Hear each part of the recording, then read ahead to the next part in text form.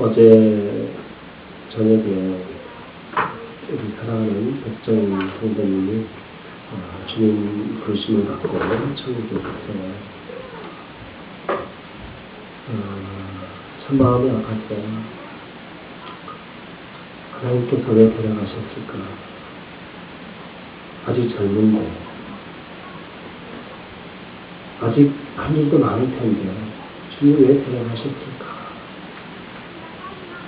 아까 2주 전에 기도했지만 우리는 그 뜻을 다 알 수가 없고, 때로는 내가 원하는 대로 되지 않는 결과를 우리 손에 쥐어질 때가 참 많습니다.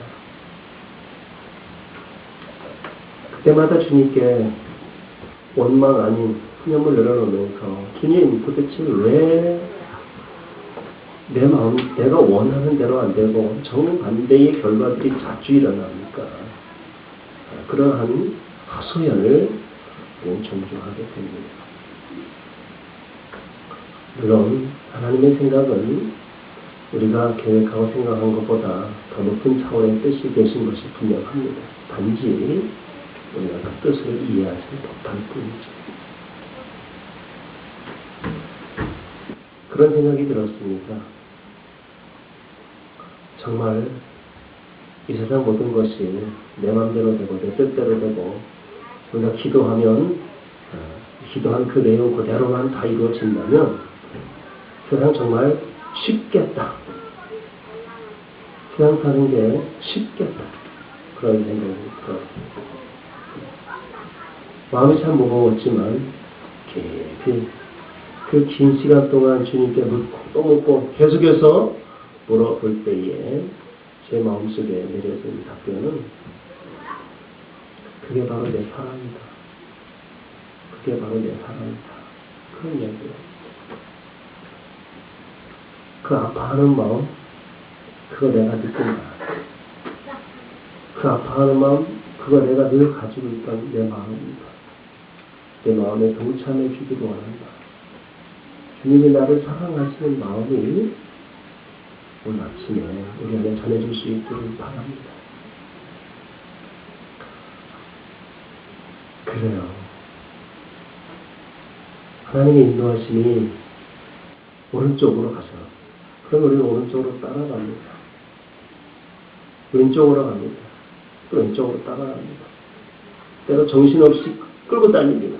하나님 정말 피곤해요. 나중에 걸어간 그 흔적마다 분명히 많은 하나님과의 동행했던 삶의 흔적들이 곳곳에서 짝이 나고 열매가 맺히고 꽃이 피고 하나님의 나라가 이루어져가는 그 모습들을 우리는 바라보게 됩니다. 무엇이 최선인가? 무엇이 최상인가? 무엇이 제일 좋은 것일까?에 대한 기준조차도 내가 정할 수 있는 게 아니구나. 그는 한낱 만들어진 피조물에 불과하기 때문입니다. 나를 만드신 나의 주인 되시는 하나님께서 우리를 향하신 그분의 목적대로, 그분의 계획대로 우리가 그 목적에 맞게 잘 역할을 감당하면 훌륭한 주역이 되는 것입니다. 때로는 그 역할을 쉽게 빨리 발견하는 사람도 있지만 나중에 이제 이게 내 역할이었구나 늦게 깨닫는 사람도 있죠. 빨리 발견하는 사람들은 비전이 앞서가는 사람들입니다. 그리고 그 비전이 나를 끌고 가는 사람들입니다. 그래서 우리는 끊임없이 간구하게 됩니다. 주님, 나를 향한 주님의 비전, 나를 향한 주님의 계획과 목적은 어디에 있습니까? 그리고 순간순간 의지하고 또 순간순간 그 하나님의 목적에 맞추어져 가는 사람, 그 사람이 그리스도인 것입니다. 숨을 거둔 직후에 가족 중에 한 분 옆에 섰다가 저에게 그런 말씀을 건넸습니다. 정말 이상하죠?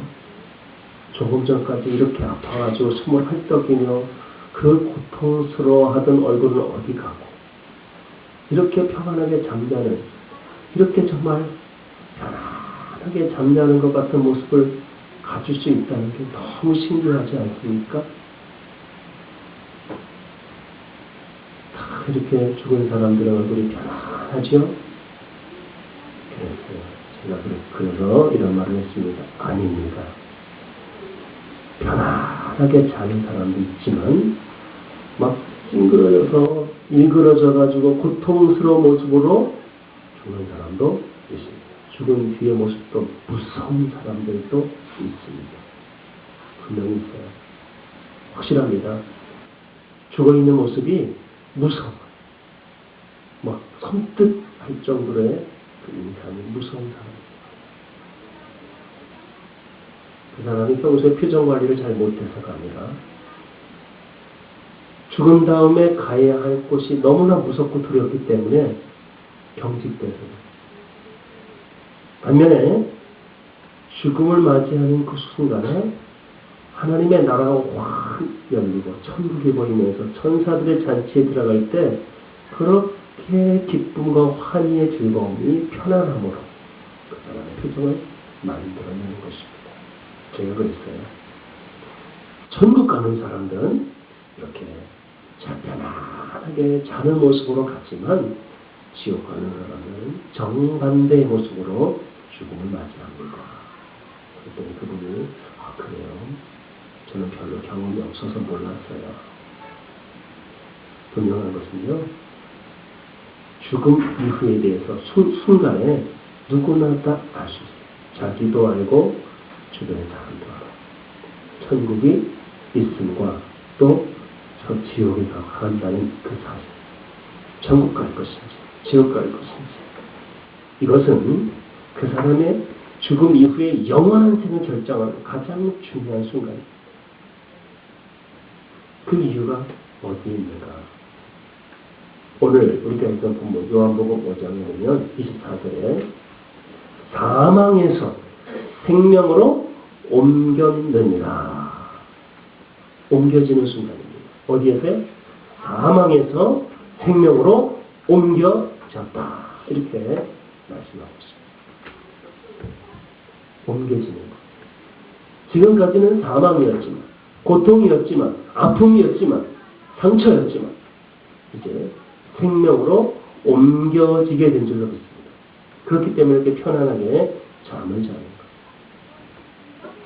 그래서 성도들은 죽었다 이렇게 얘기하지 않습니다. 잔다. 잔다라는 의미는 어떤 내용이 전제되어 있습니까? 다시 깨어날 때가 있다. 다시 일어날 것이다. 잔다 그러면 일어난다. 같은 말이에요.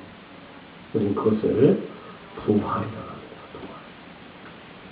그래서 너무 슬퍼하거나 두려워할 필요가 없는 것은 우리 성도들은 물론 마음은 아프고 아쉽고 이별의 고통이 있는 것은 어떻게 할 수 없죠. 인간의 육체를 갖고 있다. 그러나 그렇게 슬퍼할 만한 일은 아닙니다. 근조가 아니라 부활, 영생에 대한 소망. 다시 만나요. 마지막에 그렇게 인사하고 우리 부모, 형제, 자녀들을 보낼 수 있기를 바랍니다. 다시 만나요. 우리 미리 한번 연습합시다. 짜이젠 다시 만나요. 이런 거 하잖아요. 개그 프로에 보면 항상 나갈 때 하대, 그죠? 빠이짜젠. 요물들의 결이 한번 빠이짜젠.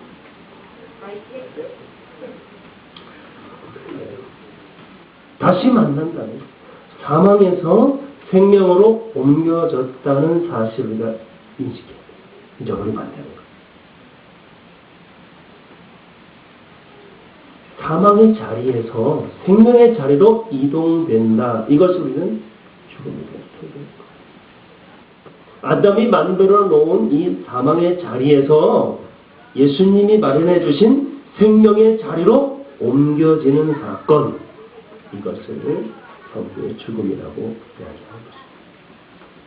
옮겨진다. 여러분, 옮겨진다라는 것은 능동태입니까? 수동태입니까? 수동이에요. 수동이라는 얘기는 내가 글로 가는 거예요? 누가 나를 옮겨주는 거예요? 옮겨주는 거예요. 누가? 내 노력으로? 공로를 많이 쌓아서? 선한 일을 많이 했기 때문에? 내 업부가 어쩌고 저쩌고 해서 그걸 가지고 내가 글로 들어갑니까? 그런 거 아니에요. 옮겨진다는 것은 내가 노력으로 따는 어떤 결과물이 아니라 누군가 나를 옮겨주신 거예요. 우리 그것을 은혜라 그러고 그것을 구원의 선물이다. 이렇게 얘기합니다. 구원은 은혜입니다. 구원은 선물입니다. 하나님의 나 생명으로 옮겨진 사건도 하나님의 선물인 줄로 믿습니다. 오늘 24절에 보면 중요한 동사 하나가 나와요.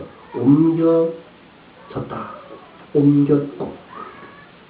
이 말은 구원을 얻었고 이 말이에요. 그렇죠? 사망에서 생명으로 옮겼고 구원을 얻었다. 영생을 얻을까요? 어떻습니까? 오늘 24절에 보면 뭐라고 해요? 믿는 자는 영생을 이미 얻었고 영생을 이미 얻었습니다. 아직 내가 죽지 않고 살아있는데 주님이 이미 너는 영생을 얻었다. 과거형 것은 그렇지 않습니까? 구원을 이미 받았다. 왜 이렇게 말씀하고 있어요? 불안해하지 말고 확신 있게 살아라.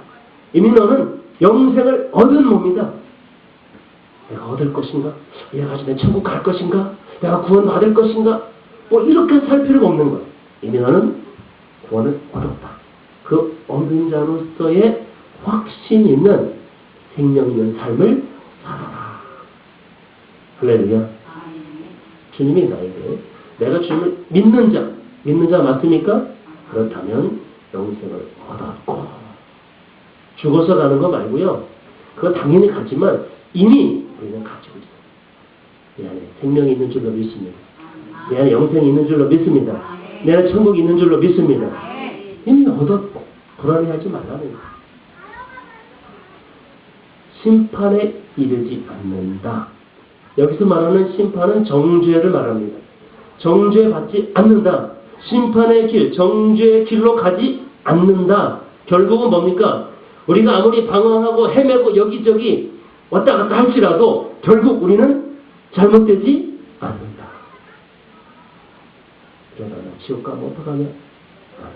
심판에 이르지 아니하는다. 할렐루야. 주님이 나를요 천국에 가도록 어떻게든지 만들어 주셔요. 때려서라도 귀 속에 큰 소리로 깨닫게 막 고함을 치서라도 나를 인도하실 줄로 믿습니다.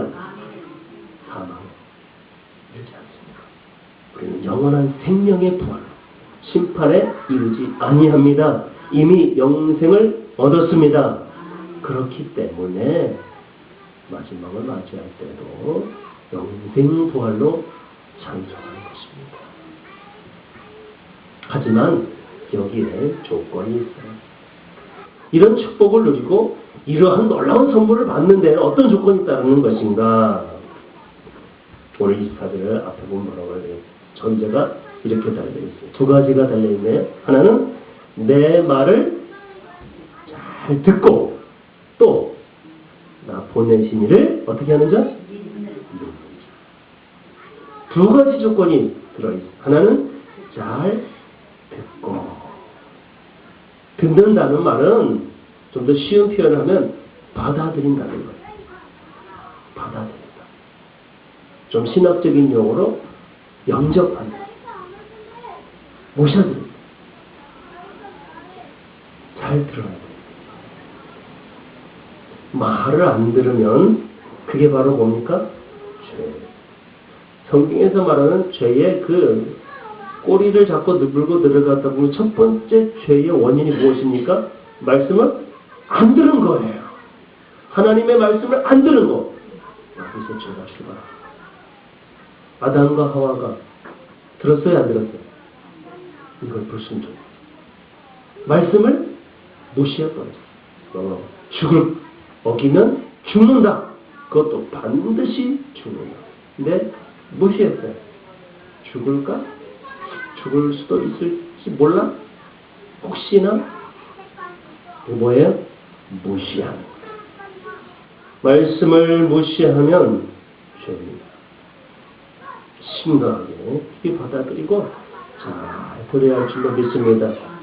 로마서 10장 17절에 분명히 말씀하는 것은 믿음은 어디에서 납니까? 믿음은 들음에서 나며 들음은 그리스도의 말씀입니다. 그리스도의 말씀으로 말미암아 들음이 우리에게 생기는 것입니다. 두 번째 조건은 믿는 자입니다. 믿는 자. 누굴 믿어요? 하나님의 아들 예수 그리스도. 예수님을 이 땅에 보내신 하나님 아버지의 구원을 그 은혜를 믿는 자. 요한복음 17장 3절에 보면 이 영생에 대해서 새롭게 또다시 이렇게 정리하고 있죠. 영생은 곧 유일하신 하나님, 참 하나님과 그가 보내신 자 예수 그리스도를 아는 것이 영생이다. 예수 그리스도를 알고 예수 그리스도를 믿고 예수님을 받아들이고 예수님과 동행하며 예수님을 모시고 살아가는 사람, 이런 사람이 예수님을 믿는 사람. 주님 말씀을 무시하지 말고요. 주님 말씀을 잘 받아들이고 순종하면서 예수님과 믿음으로 살아가는 사람에게 이러한 영생의 축복을 주신다 말씀하고 있습니다.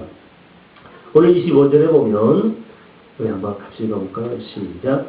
진실로 너희에게 이르노니 죽은 자들이 하나님의 아들의 음성을 들을 때가 오나니 곧 이때라.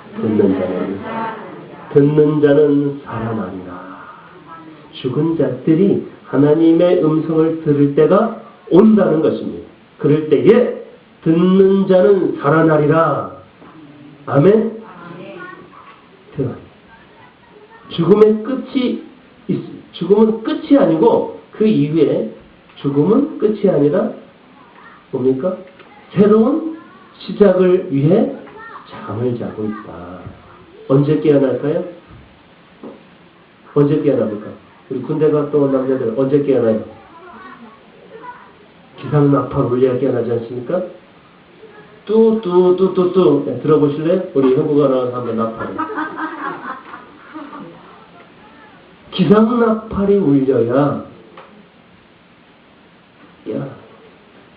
마찬가지로 새로운 시작을 알리는 기상나팔이 울릴 때 하나님의 음성을 듣는 자는 살아나리라. 죽은 자는 나팔 소리가 안 들려요. 데살로니가전서 4장 16절 17절에 이렇게 이야기하고 있습니다. 주께서 호령과 천사장의 소리와 하나님의 나팔 소리로 친히 하늘로부터 강림하시리니 그리스도 안에서 죽은 자들이 먼저 일어나고 그 후에 우리 살아남은 자들도 그들과 함께 구름 속으로 끌어올려 공중에서 주를 영접하게 하시리니 그리하여 우리가 항상 주와 함께 있으리라. 아멘이시죠? 아멘. 천사장과 주의 호령하는 그 나팔 소리, 주님의 강림하시는 그때 그 소리를 듣고 죽은 자들이 일어나고 살아있는 자와 함께 맞이하면서 천국 잔치가 시작된다고 말씀하고 있습니다. 하나님의 아들의 음성을 듣는 그 사람들, 즉 하나님의 아들의 음성에 귀를 기울여야만 살아나듯이 영적으로도 마찬가지입니다. 영적으로 죽은 자들이 어떻게 살아납니까? 하나님의 말씀을 듣고 순종할 때에 살아나게 될 줄로 믿습니다. 듣는 자는 살아나리라. 할렐루야. 지금도 마찬가지. 듣는 자는 살아나리라. 말씀을 듣는 자는 살아나리라. 듣는다는 것은 그냥 이렇게 청취한다 그러는 의미만 있는 게 아니에요. 듣는다는 의미는 뭡니까? 그 말씀이 내게 완전히 내 삶이 되어서 그 말씀 안에 그걸 듣는다는 거예요. 안 듣는다는 건 뭐예요? 청취는 했지만 거부하는 거예요. 청취했지만 부정하는 거예요. 청취했지만 안 따라가는 거예요. 들었어요? 안 들었어요? 말씀합니다. 말씀 듣는 건 뭐예요? 그 말씀대로 내 삶에 적용하고 그 말씀 안에서 걸어가는 말씀에 대한 삶을 이끌어가시는 들어. 그 사람 말씀 듣는 사람이다. 이렇게 이야기하지 않습니까? 듣는 자는 살아나리라. 오늘 이 말씀이 나의 삶 속에서 이루어지는 것입니다. 오늘 26절을 같이 한번 읽어볼까요? 26절 다 같이 시작. 아버지께서 자기 속에 생명이 있음 같이 아들에게도 생명을 주어 그 속에 있게 하셨고, 이 생명을 아버지가 주셨다. 누가 주셨어요? 아버지는 아들에게 생명을 주게 되어 있습니다. 맞죠? 오늘 하반절에 보면 아들에게도 생명을 주어, 나에게 생명을 주신 하나님을 우리는 아버지라고 부르지 않습니까? 생명을 주신 아버지. 그래서 하나님이 주신 생명, 이 생명의 소중함, 고귀한 것을 우리는 날마다 깨닫게 되는 것입니다. 오늘 특별히 26절에 가장 중요한 부분, 자기 속에, 그 속에 뭐가 있어요? 생명. 여러분, 한번 점검해 보십시다. 내 속에 생명이 있는가, 없는가? 좀 더 쉽게, 내 영혼이 죽었는가, 살았는가? 한번 점검해 봅시다. 어떻게 할 수 있습니까? 내 속에 생명이 있는지, 내 영혼이 죽었는지, 살았는지, 어떻게 할 수 있을까요? 두 가지로 할 수 있어요. 두 가지. 하나는요, 콕 찔러보면 알아요. 옆 사람 한번 이렇게 해가지고 콕 찔러보세요. 어떤 느낌일까? 그렇지! 바로 저거예요, 바로 저거. 이 반응이 있잖아요. 찔렀는데 아무 반응이 없다. 죽은 거예요. 살았다는 건 뭐예요? 반응이 있어. 그렇죠? 반응을 보면 알아요, 반응을. 살아있는 자는 분명히 반응하지요? 죽은 자는 반응이 없다. 하나님께서 여러분들을 콕 찔러 보십니다. 죽은 자는 반응이 있어요, 없어요? 살아있는 자는 반응이 있어요. 쉽죠? 하나님 아버지가 아무리 찔러봐도 반응이 없는 사람 있어요, 없어요? 죽은 거예요. 죽어서 반응이 없는 거예요. 날마다 하나님이 나에게 말씀하시고 나와 교제하기를 원하시고 내 삶 속에서 예배 받으시기를 원하셔서 주님이 내게 자꾸 오셔서 내 생활 가운데 간섭하시고 섭리하시고 이끌어주고 하시는데도 불구하고 전혀 반응이 없다면 죽은 거예요. 살아있는 사람은 반응합니다. 할렐루야. 찬송하면서 기도하면서 교제하면서 아버지 하나님과 반응할 수밖에 없어요. 왜? 살았습니다. 때로는 살았으나 죽은 것 같은 사람이 있어요. 목석 같은 사람. 만지고 쓰다듬고 뽀뽀를 해도 아무 반응이 없어. 제가 보기엔 산 사람이 아닌 것 같아요. 반응을 좀 보일 수 있기를 원합니다. 죽어있는 사람은 항상 그 속에 생명이 있고 하나님께서 아들에게 생명을 주셔서 그 속에 생명이 있고, 오늘 이 26절 말씀은요, 오늘 내 삶 속에서 날마다 점검되어야 할 상황입니다. 하나님 아버지께서 내게 준 생명이 지금 살아있는가? 내가 그럼 그렇게 살아있다는 반응을 표현하고 있는가? 그런 반응으로 나아가고 있는가? 한번 살펴보십시다. 언제부터 그렇게 우리의 믿음이, 우리 영혼이 무반응으로 살아가고 있습니까? 마치 죽은 것처럼, 살아있으나 죽은 것처럼. 그럴 필요가 없어요. 그렇죠? 다시 한번 다른 사람을 콕 찔러보세요. 더 크게 반응하면서. 할렐루야. 그렇죠. 이런 반응이 나타나야 살아있는 사람인 줄로 믿습니다. 하나님이 나를 계속해서 건드리시는 거예요. 나랑 교제하자, 나랑 놀자, 나랑 같이 사귀자, 나랑 같이 노래하자. 주님이 내게 항상 그런 아멘 반응해야 되는데 괜찮아요? 싫어요? 그런 반응도 있지 말고 살아있는 반응으로 주님께 나아갈 수 있기를 축복합니다. 내가 살았나 죽었나 알아보는 두 번째 기준입니다. 그것은 바로 말씀의 잣대입니다. 말씀에 비추어 보아서 내가 살았는지 죽었는지 확인해 볼 수 있기를 바랍니다. 요한일서 5장 11절 말씀에 보면 증거, 네가 살았는지 죽었는지 증거를 내가 보여주겠다. 또 증거는 이것이니 하나님이 우리에게 영생을 주신 것과 이 생명이 그의 아들 안에 있는 것, 그것이라. 아들이 있는 자에게는 생명이 있고 하나님의 아들이 없는 자에게는 생명이 없는 죽은 놈이다. 뭐가 있고 없고요? 하나님의 아들이 없는 자는 죽었어. 하나님의 아들이 그 사람 안에 있는 자는 생명이 있고. 이 말씀의 잣대로 비춰볼 때에 내 안에 하나님의 아들이 있습니까? 없습니까? 있습니까? 있습니까? 아멘이십니까? 아멘. 내 안에 주님 모셔드렸습니까? 아멘. 내 안에 생명이 있습니다. 아들이 있는 자는 생명이 있고. 이 확신의 약속의 말씀 위에서 산 사람으로 살아갈 수 있기를 바랍니다. 아버지께서 자기 속에 생명이 있음같이 오늘 그렇게 말씀하고 있잖아요. 이 생명은 어디에 있었어요? 아버지, 하나님 안에 있었단 말이에요. 다시 말해서 이 생명이 어디서 나왔어요? 하나님께로부터. 생명의 근원은 아버지 되시는 하나님께서 내게 주신 거예요. 흙으로 다 쪼물딱 만들어가지고 그 코에다 뭘 집어넣었어요? 생기, 생명, 영혼.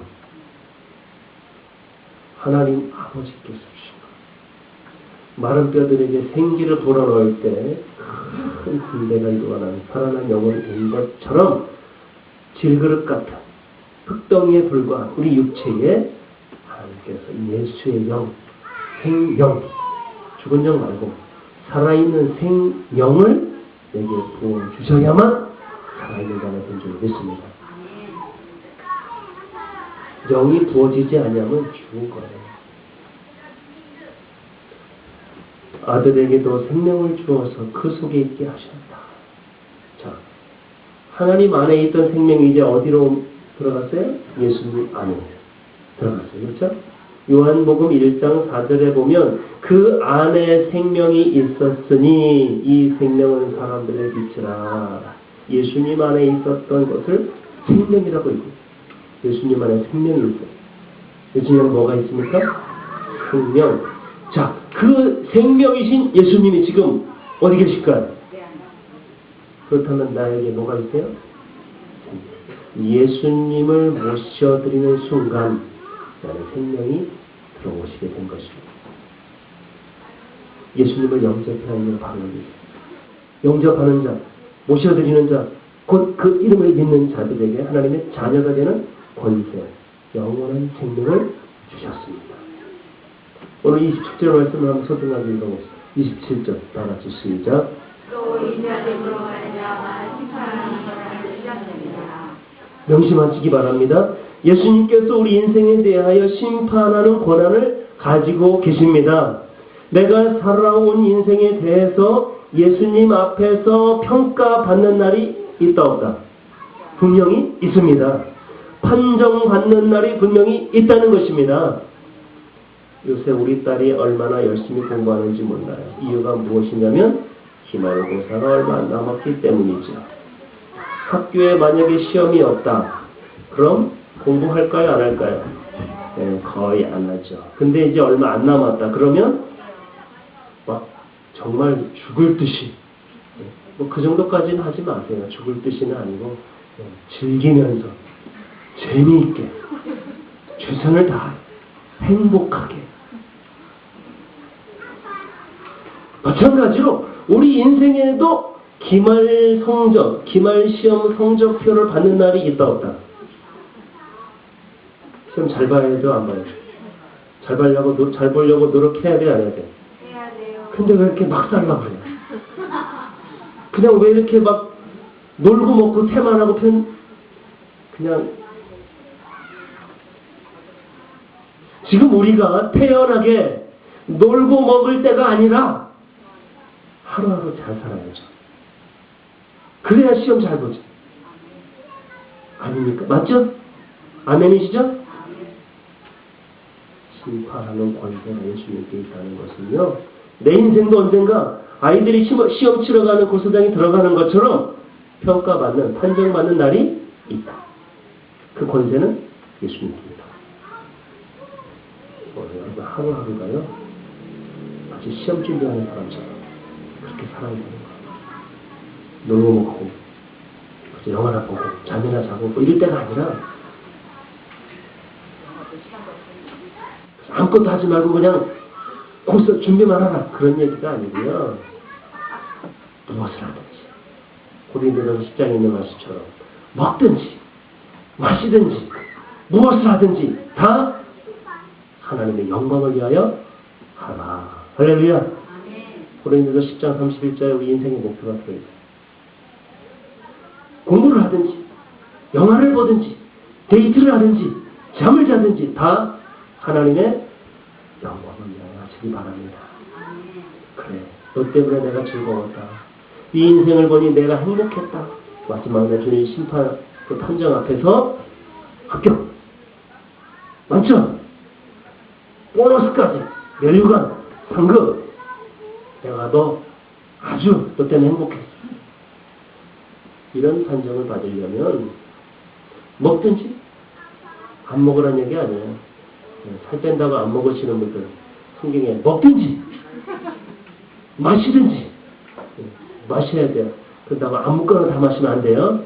안 마셔야 할 거 마시지 마시고 꼭 마셔야 할 것만 마시든지 무엇을 하든지 뭐 하지 말라는 게 아니에요.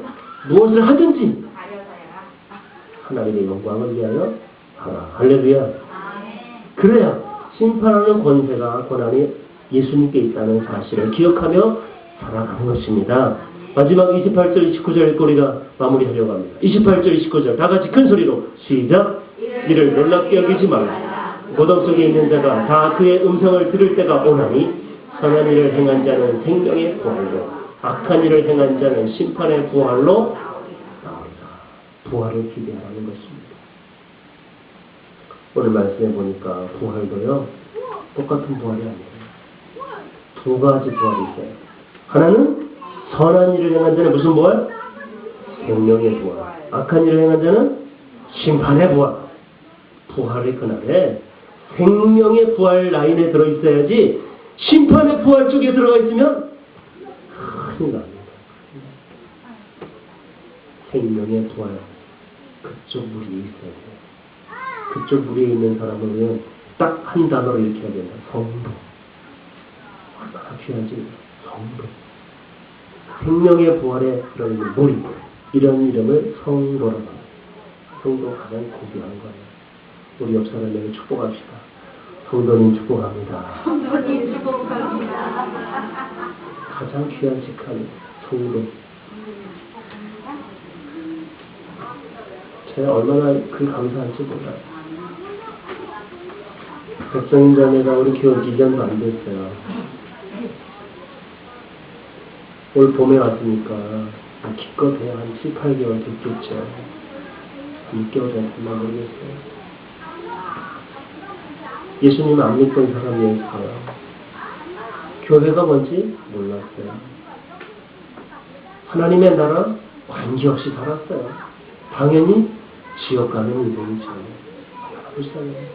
몸이 아파 암으로 고생하는 것도 서러운데 거기에 끝나고 지옥 간다. 이거는 정말 비참한 거예요.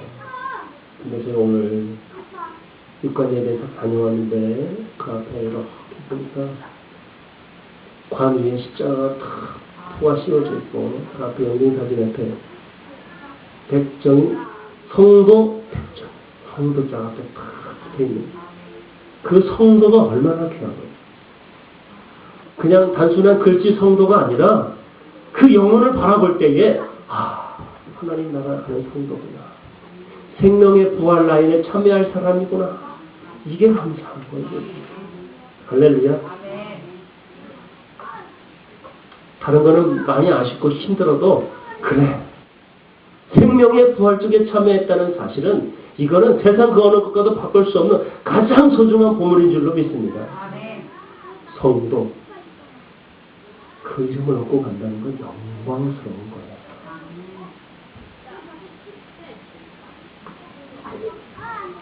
오늘 생명의 보화, 선한 일을 행한 자. 선한 일이 뭘까요, 도대체? 하나님 사람 구제하고 뭐 착한 일 많이 하고 남을 도와주고, 물론 착한 일 맞지요. 그러나 성경에서 이야기하는 선한 일은 그런 작은 부류에 국한되는 것이 아닙니다. 굉장히 더 높은 뜻의 선한 일을 이야기하고 있는 거예요. 오늘 에베소서 2장 10절에 보면 우리는 그가 만드신 바라, 하나님 만드신 존재라는 거죠. 그리스도 예수 안에서 선한 일을 위하여 지으심을 받은 자니, 이 일은 하나님이 전에 예비하사 우리로 그 가운데서 행하게 하려 하심이니라. 다시 한번요. 하나님이 전에 예비하사 우리로 그 가운데로 걸어가게 하신 것, 이것을 선한 일이라고 이야기합니다. 내가 선한 일을 위해 지음 받았는데 그 이유는 하나님이 나를 위해서 예비해 놓으신 걸로 걸어가게 하는 것. 하나님이 날 위해 예비해 놓으신 길이 있습니다. 그 길로 걸어가는 것. 이게 선한 일이에요. 하나님이 날 위해 예비해 놓으신 일이 있음에도 불구하고 그 길로 걸어가지 않고 딴 길로 가는 것. 이거 악한 일이에요. 주님의 길로 걸어가고 있습니까? 주님의 날 위해 예비하신 길로 걸어가고 있습니까? 내 걸어가는 순간순간의 길이 주께서 예비하신, 주님이 계획해 놓으신, 좀 더 근접해서 주님이 목적해 놓으신 그 길로 내가 걸어가고 있느냐? 선한입니다. 베드로전서 2장 12절에 말씀합니다. 너희가 이방인 중에서 너희 선한 일을 보고 오시는 날에 하나님께 영광을 돌리게 하려 합니다. 너희 선한 일을 보고 그들이 하나님께 뭘 돌려요? 영광을 돌리게 하려고. 다시 한번 정의하면 선한 일이라는 것은 베드로전서 2장 12절에 있는 말씀에는 하나님께 뭘 돌려? 영광을 돌리게 하는 것. 그 일. 선한 일. 내 삶이 하나님께 영광이 되어야 되는데 내 삶의 모든 행위가 하나님께 영광이 아니고 오히려 하나님이 슬퍼한 일을 하고 있다. 선한 일이 아닌 거예요. 하나님께 영광이 되는. 시장에서 배추 한 포기 무한을 팔아도 그것이 하나님께 영광이 되어. 네가 지금 팔을 따돌고 있으면 너가 너무 좋다. 이 모습 보니까 너무 기쁘다. 너무 이쁘다. 하나님 영광 받으시는 거예요. 선한. 사람들에게 알려지고 매스컴을 타고 신문에 나고 이런 것만이 선한 일이 아니고요.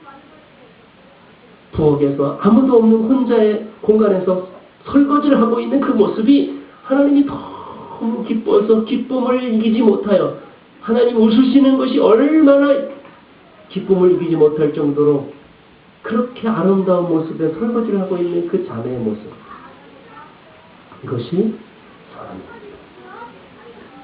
하나님께 영광을 돌린다는 것.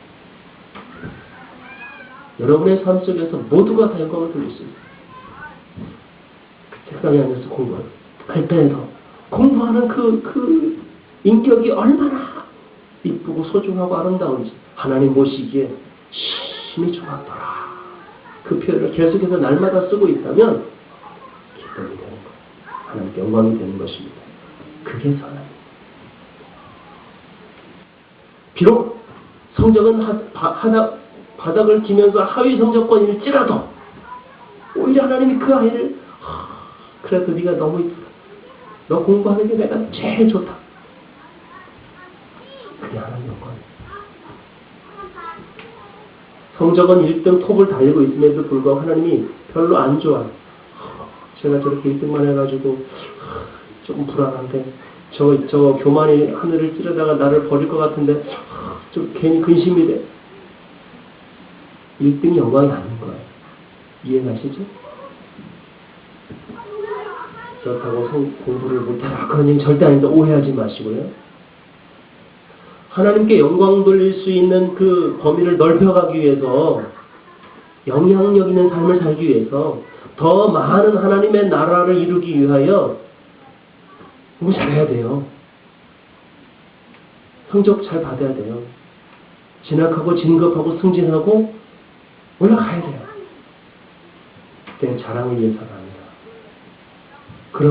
그러므로 인해서 많은 사람들에게 하나님께 영광 돌릴 수 있는 기회를 얻고자. 이제 갓 들어온 신입사원이 저기요, 오늘부터 우리 여기서 예배할 텐데요. 9시 정확하게 모든 상황 다 집합하시고요. 제가 예배 인도할게요. 물론 그럴 수 있죠. 쉽습니까? 어렵죠. 대그룹의 회장이 우리 모든 기업은 9시 정각에 예배로 시작한다. 각자 있는 자리에서 음악이 나올 텐데 음악에 맞춰 찬송과 기도로 오늘 하루 시작한다. 내가 대표 기도가 되니까 대표 기도 끝나거든 일을 시작한다. 그러면서 영향력 있어요? 공부 잘해야 되겠죠?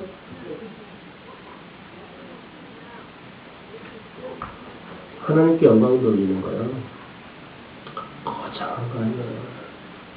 오늘 옆집에 어떤 아줌마를 만났는데 그 아줌마가 나를 만나서 너무 행복해. 이유는 내가 잘해줘서가 아니라 내 안에 있는 예수님의 생명을 그에게 전해주고 내 배에서부터 흘러나오는 이 생수의 강이 흘러넘쳐서 전해졌기 때문에 더불어 누리는 구원의 기쁨을 알게 돼서 기쁜 것. 나의 삶을 보면서 오늘 여기 베드로전서 2장 20절에 있는 말씀처럼 너희의 선한 일을 보고 이방인들이 하나님께 영광을 돌리는 그 일들이 일어나는 순간순간마다 생명의 부활로 참여하는 자들로 살 줄로 믿습니다. 오늘 심판의 부활이 아닌 생명의 부활로 우리가 다시 살아날 것을 기약하면서 다시 살아가는 거예요. 기대하면서 사망에서 생명으로 옮겨졌다. 왜 과거형을 쓰고 있는지 이해가 되죠. 이미 우리는 구원받았고 옮겨졌어. 그러나 아직 이루어지지 않은 그 구원의 날을 우리는 이미 이루어진 것처럼 믿음으로 받아들이면서 증명하면서 확증하면서 그것을 누리며 살아가는 존재들. 성경이 주고 있습니다. 소망과 위로와 생명이 오늘 아침에 모든 성도들의 가족들에게 그런 마음은 아프지만 다시 만날 것을 기대하면서 주님 앞에 우리가 그런 마음으로 기도할 수 있기를 바랍니다. 이제 함께 기도합시다. 하나님, 마음은 아프지만 주님의 뜻을 믿습니다. 다시 만날 것을 기대합니다. 성도의 삶을 살게 하시니 감사합니다. 믿음으로 살아가면서 내게 주신 생명을 내가 아끼고 소중하고 그리고 귀하게 여기면서 나도 이제 이 생명을 나누어주고 나도 이제 그리스도의 사람으로 남은 생을 살아갈 수 있도록 생명 있는 자의 삶을 살게 하옵소서. 여기까지 기도하겠습니다.